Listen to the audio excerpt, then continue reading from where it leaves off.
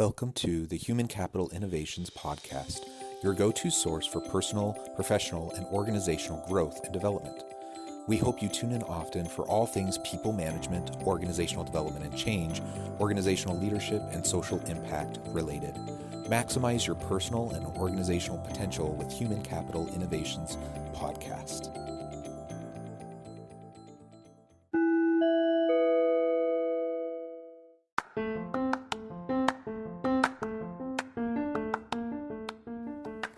Welcome to the Human Capital Innovations Podcast. In this HCI podcast episode, I talk with Joel Schwartzberg about communicating authentically as a leader.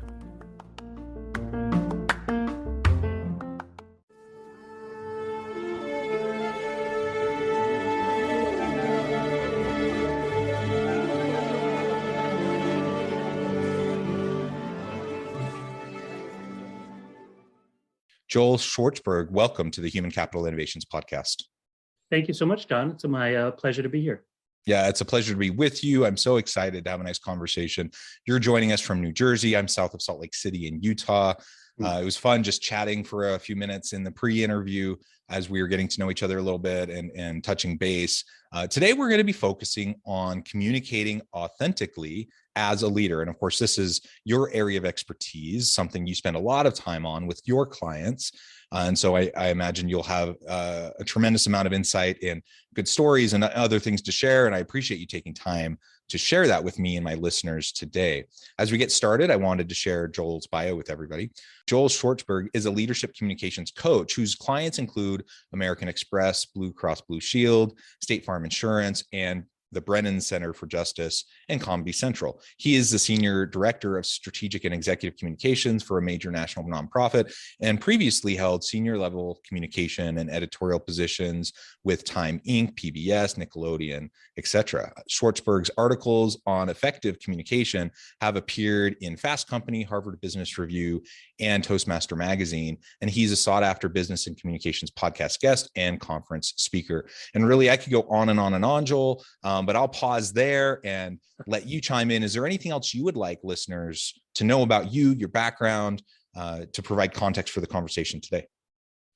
What I'd like to share at this point is really the two biggest aha moments that gave me clarity on how I want to coach people and how they could be more effective.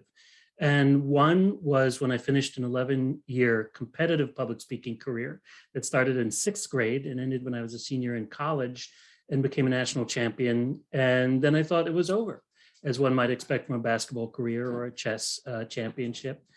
And what happened was, as I interviewed for jobs, and as I spoke to my managers or my direct reports or spoke at conferences, I was using a lot of the skills that I learned as a public speaking competitor in those settings.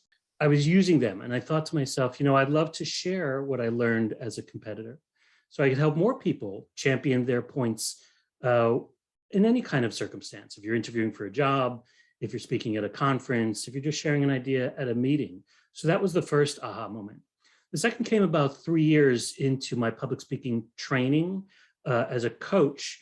I was training people to do all the things you might expect from good public speakers. They were loud, they gestured well, they stood in place. You Google public speaking tips, you'll see all this. But when I asked them for what their point was, they would convey something that was not a point. It was a theme, it was a notion, it was a category, it was a catchphrase, it was a topic, but it wasn't an argument, which is what a point is. So that's when I sort of changed the trajectory of all my training, at least, and made that the foundation. I wrote a book called Get to the Point in 2017, and then I contextualized the idea of point making and leadership when I wrote The Language of Leadership last year in 2021. That really brings us up to the present. I work, like you said, as a speechwriter for a nonprofit, so I learn every day, and I love to write. I write for Harvard Business Review and Fast Company and on Twitter all the time. Yeah, I love that. I love the diversity of your background, and I love that context that you provided for us in terms of where you come from in the public speaking space and really what you're trying to accomplish now and making your point. That's really interesting, because I probably would, if you asked me that same question, I probably would have said something similar to what many of your clients have said in the past. And so that's a good framing for me as well. So we're going to focus in today specifically on communicating authentically as a leader. But perhaps before we get there, you've already talked about the importance of making your point and being clear. Perhaps you can lay out maybe the top 3 or 4 just most important things that are essential to being effective in our communication as a leader. And with that, perhaps, those common pitfalls that people fall into over and over and over again. Right. There are 2 things that rise to the top. And in fact, they inspired me to write The Language of Leadership. One of which is encountering leaders who start with the wrong question. The wrong question is, what can I say? What do I want to say? What do I need to say? This is wrong because it doesn't take the audience, the employees, or the teams into account. The right questions are, what does my audience, my teams, my employees, what do they want and need to know? And those are 2 separate things. What they want to know is something they're probably already aware of, but they want more elaboration. What they need to know is something they may not be aware of, but you need to enlighten them so they understand how they can use that information to elevate the work that they're doing. But in either case, you start with what you want your audience to take away, because what's the point of speaking if your audience is not receiving? Then you work your way backwards to connect what you're going to say with what they want and need to hear. That's how you establish relevance, and there's really no other way to do it. The other important thing is the difference between information and inspiration. Often CEOs don't realize that there are a lot of subject matter experts, there are a lot of executive vice presidents, there are a lot of experts who can provide information in a way that they can. Only the CEO, only the leader, or at least the leader in that context, whether they're leading a meeting or leading a committee, people look to them for inspiration. So you need to understand the tools and the mindsets and sometimes even the words that will inspire and engage your team, not simply inform them. You're not a professor, it's not a college setting. So just giving, and we've seen these speeches, here's the background, here are the details, here's how much we're investing, here's how many facilities we're building. That's not inspiring. What is inspiring is all this put together will enable us to increase public health throughout the country, will enable us to sell much more Coca-Cola. Whatever your bottom line is, that's the inspirational part, what this will lead to and how this will impact you and society. Yeah. Okay. That's excellent. Those points. So knowing your audience, knowing what they need and want, and then being able to inspire towards that end goal, right? Right. Not just inform, but inspire. Right. Yeah. Get past information. And how many of us have sat through meeting after meeting after meeting that's just informative? And I mean, honestly, you can get that over an email, or you can send out a video to people or whatever. Like, it's just, it almost defeats the purpose of even having a meeting in the first place. And so if you're getting people together and do you have to have evidence-based arguments to have a conversation around a sticky, complex issue? Absolutely. And that's one type of conversation that may happen. But there's a whole range of different types of conversations, right? And the inspirational to get at the needs and the wants of your people, that's essential. So that's a really, really good point. And I'm glad you focused in on that. Right. Okay. It's what they want from a leader. I just want to say that's what they want from a leader. And that should be the real driver. What do people want from you? They want you to provide vision, to inspire, to engage, to show the roadmap and what happens if everyone does their job. Yeah. And I think if you're not doing those things that you just said, you're more of a manager rather than a leader. And a lot has been said around, that difference. And so I don't want to rehash that here, but I just want to put a fine point on that. That it's a big deal. Like, there are so many people who have leadership positions and leadership titles who are just managers, and they're just they're not doing any of the inspiring, any of the vision or mission or values-based kind of conversations. It's just informative. It's just directive. It's just, telling people what to do. That's management. That may be logistics. It's not leadership. So there's a role for that. There's a time and a place for those things. But if we're talking about leadership, we need to move beyond that. So let's move into now and talking more specifically about communicating authentically. Now, I guess, first of all, what do you mean by authentic in terms of our communication? If I'm meeting with my people and I know what they need and want, and I have this whole spiel prepared, I know like how to be inspiring, and I believe in what I'm going to say, why might I fall into the trap of being inauthentic, or how might I fall into the trap of being inauthentic in that kind of a moment? Right. And let's start with, that word. Authentic or authenticity is a tactic. And we know from marketing that there's a difference between tactics and goals, right? So what is the goal or the strategy of using authenticity? The goal is trust. You want your team, your employees, your staff to trust you to make decisions, because they're not witness to 90% of the decisions you make, except for what you express. So how do we build that trust? We build that trust through the conveyance of authenticity. It's not enough for a leader, and this is why I wrote The Language of Leadership. It's one thing for a leader to feel like they're being authentic or to value authenticity, but what they need to do is communicate authenticity. So how do we do that? We start by what I call skipping the script. Too often, leaders and people in general, to be quite honest, they believe the right way to give a speech is to write a word-for-word manuscript. And with apologies to speechwriters, because I'm one, people will remember what you meant, not necessarily what you said. They will remember your point, not necessarily your words. So let's start with, you don't need to write a word-for-word script, because people won't remember the words. But what it does is it conveys to the audience that you don't need them, that I'm going to read this to you, and maybe I could have emailed it, maybe I could have created a podcast, but I'm not really presenting to you. I don't want to explain things to you. I have a little boilerplate here that I'm going to read to you. Reading is a different part of your brain than presenting. It's also received in a different part of the brain than presenting. So if you are reading something that's been prepared weeks ago, you're not really being authentic to the moment, because what are people expecting? A live conversation. And I wrote a whole piece about this for Harvard Business Review, about some of the perils that can happen when you write a script. The other thing is, say what you believe. Now, a lot of CEOs, they will have speech writing teams, and they may have a committee saying, all right, say these words, and this is what will match our approach or our new campaign. But if a leader or anyone says anything that they would not normally say, they will come across as inauthentic. Something they teach you when you go to speech writing conferences, the trick is not so much writing what someone would say. The trick is making sure you never write something they would never say. And that's the way you want to make sure you're authentic. And that's the burden of the leader. Never say anything that you don't mean. Always sound like you. Rewrite that material if you must.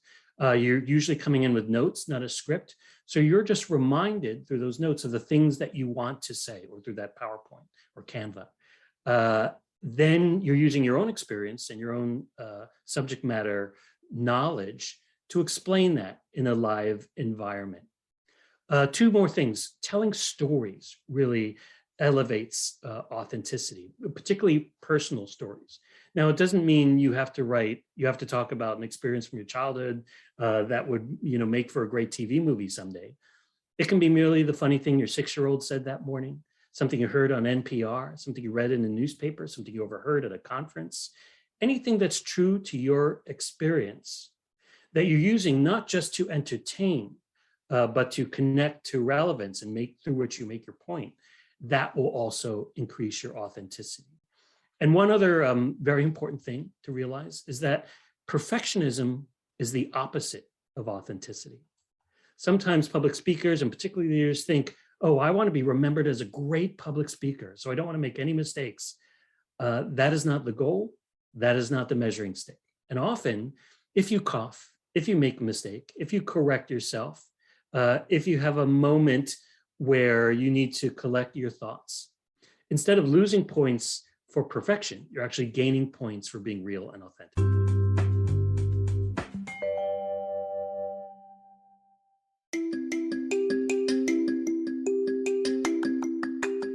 I'm excited to announce the publication of my new book from HCI Press, Bluer Than Indigo Leadership: The Journey of Becoming a Truly Remarkable Leader. Early in my adult life, I learned about an Asian proverb that translates as bluer than indigo. If you think about the color indigo, it is a brilliant, deep, and vibrant blue, what some would call the bluest of blues. To have something that is bluer than indigo is rare and truly remarkable. Contrary to popular myth, there is no one-size-fits-all or cookie-cutter approach to effective leadership. There's no silver bullet, no secret sauce, no go-to model that will solve all of our problems. The truth is, great leaders have all had their unique strengths and flaws, and have all had to discover and then pave their own distinctive path in their life's journey to fulfill their leadership potential. Bluer than indigo leadership will help you discover your own path and explore those ordinary, everyday actions that will help you respond to an uncertain future and produce extraordinary results for individuals, teams, and organizations.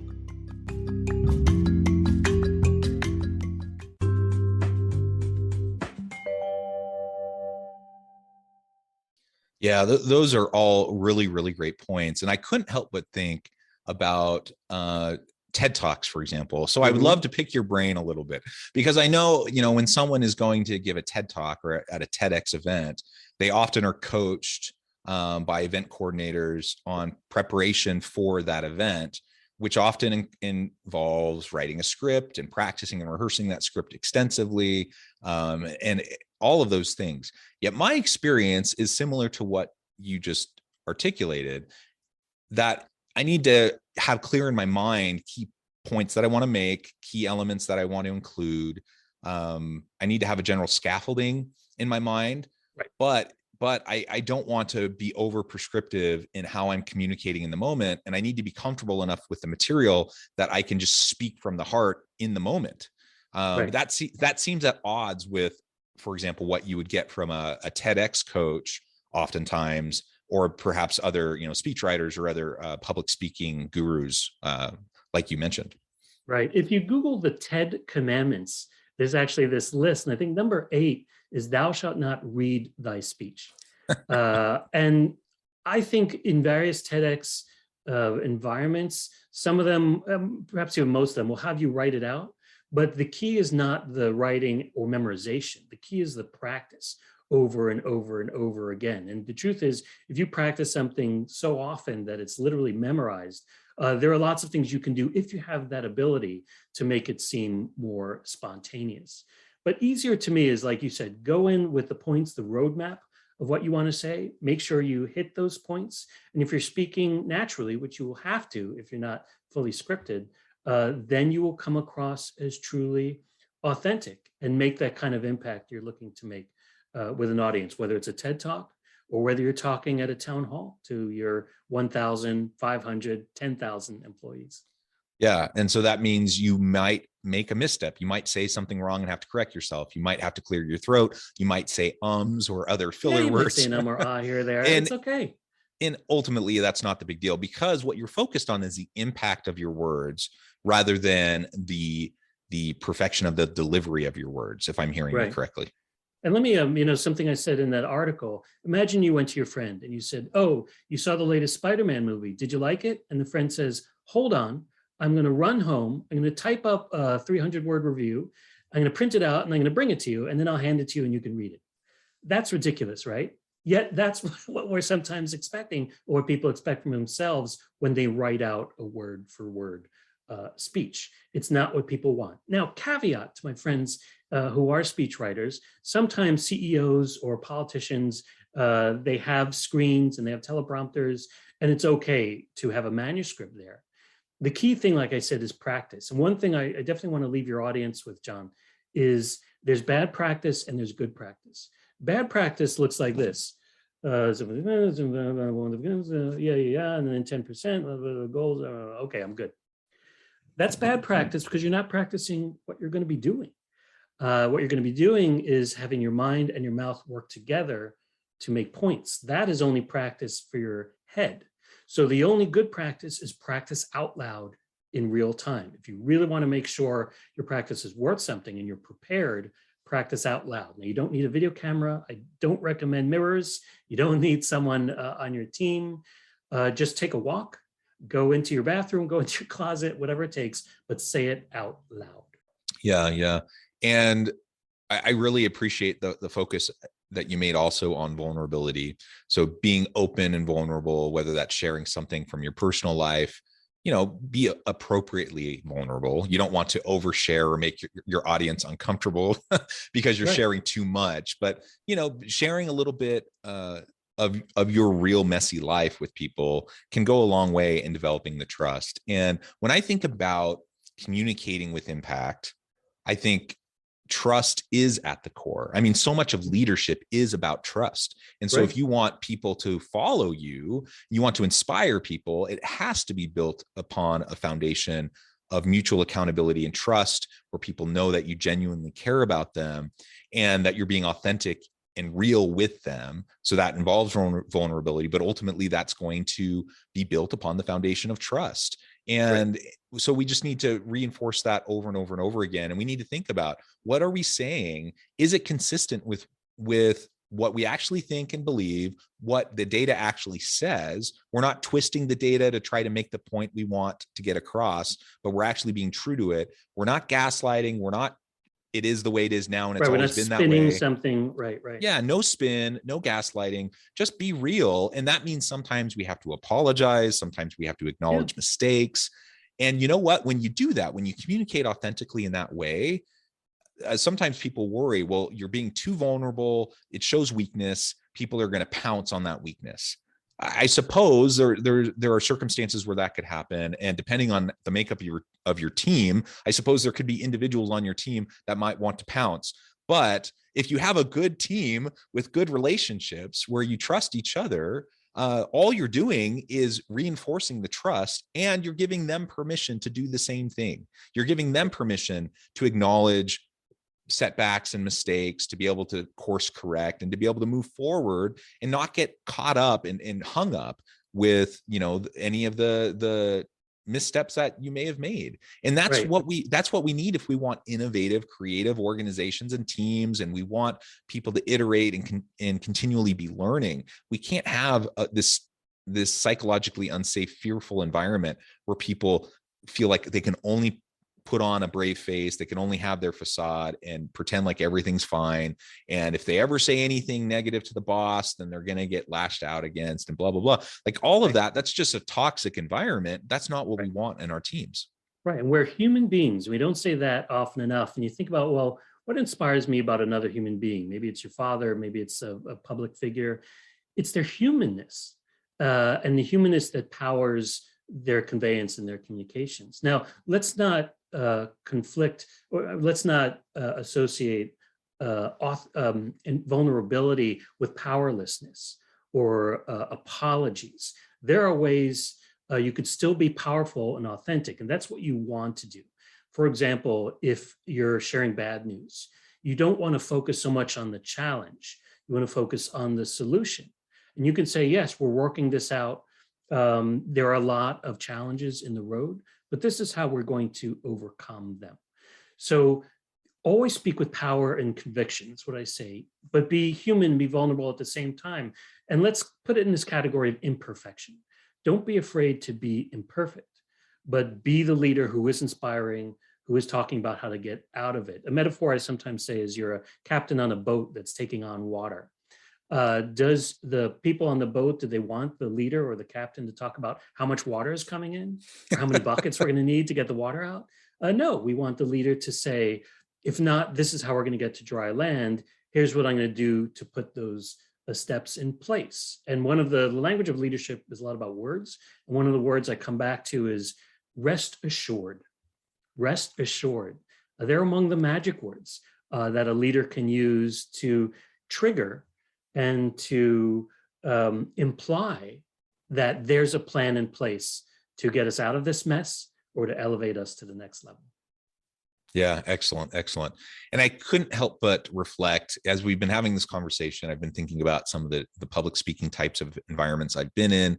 And definitely my style, my comfort zone has always been, have the scaffolding, have the bullet points, and go in prepared and knowledgeable on the topics, and then just speak from the heart in the moment. But there have been mean, honestly, I can only think of a couple experiences and examples where I actually wrote out word for word what I wanted to say.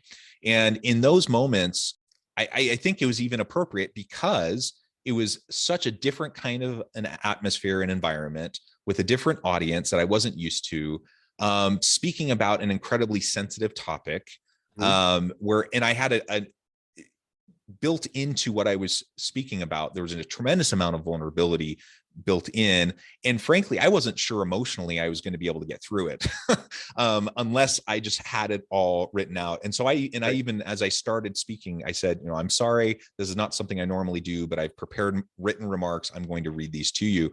And it was very well received from the audience. And so there is a time and place where you can do those things, and that's fine. You just don't want to fall back on that all the time. Right. And, it comes back to audience. If you were speaking internally, which for most of my CEO clients, they give more internal speeches than external conference keynotes. Your audience of employees and your teams, they want you to be real and human and authentic. And that's where it matters most to have a list of bullet points, of scaffolding, and to deliver it live. But I have other CEOs, or even sometimes the same CEOs, who speak to an audience where we want them to get out their checkbooks. We want to inspire them. We want a soaring speech, almost a political speech. There are teleprompters. And that's where sometimes the words do matter, because people want to be inspired in a way that gets them behind an entire focus, an entire mission. So I've done it both ways. And there's actually a hybrid also. I work with one CEO who is really good at making spontaneous decisions. And what I do is I write out a complete speech, and then I bullet the entire speech. So they can go bullet by bullet. And with each bullet, that CEO says to themselves, read or riff. And they can literally decide to read that bullet as it was, perfect. Or they can riff on it because they have a little more insight and they know they have the background or the baseline of knowledge to speak on it.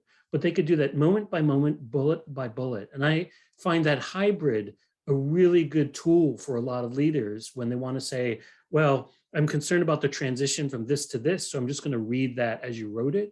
But this section right here, I know all about that and I feel passionate about it. I'm going to riff on that. Yeah, excellent. Well, Joel, it has been a real pleasure. I appreciate all of the tips, all of the experiences and the advice that you've provided me and my listeners today. Before we close, I just wanted to give you a chance to share with listeners how they can get connected with you and find out more about your work, and then give us the final word on the topic for today. Sure. The IT people in the audience is always like when I use this term. I like my approach is open code. That is, I like to share as many ideas as I can, as freely as I can, whether it's on a podcast or in an article I write.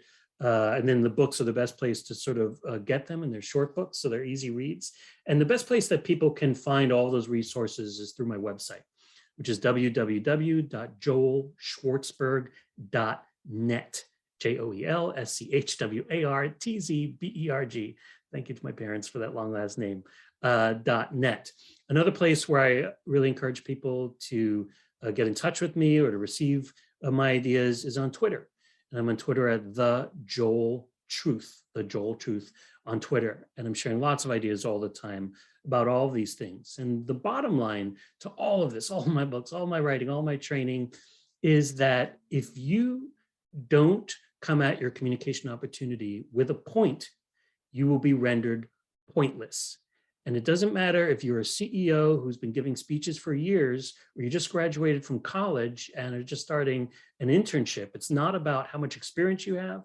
It's not about how high your level is. Presentation ability is a skill. It is not a talent. You're not born with it. So everyone, no matter what your level, needs to know your point, sharpen that point, champion that point. I love it. Thank you, Joel. It has been a pleasure. I encourage listeners to reach out, get connected, find out more about what Joel and his team can do for you. And as always, I hope everyone can stay healthy and safe, that you can find meaning and purpose at work each and every day. And I hope you all have a great week.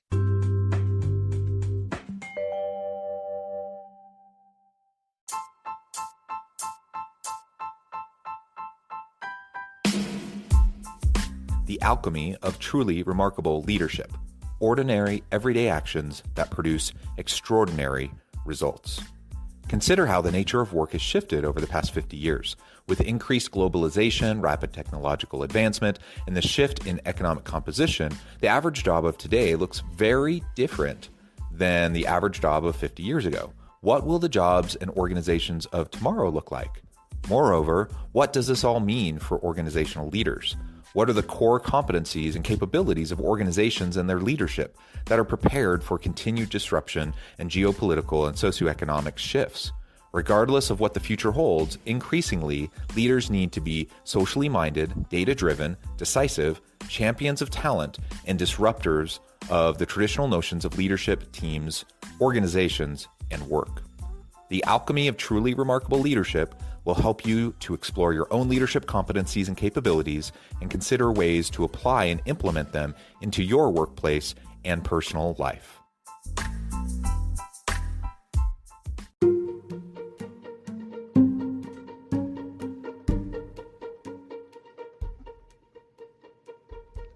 Check out Human Capital Innovations magazine, Human Capital Leadership.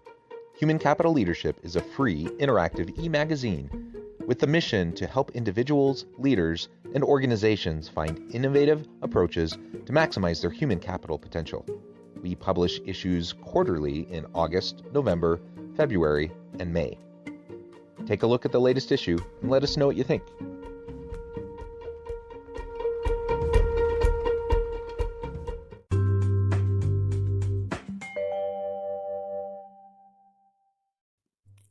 Thanks again for joining us for this episode of the Human Capital Innovations Podcast. I hope you stay healthy and safe and that you have a great week.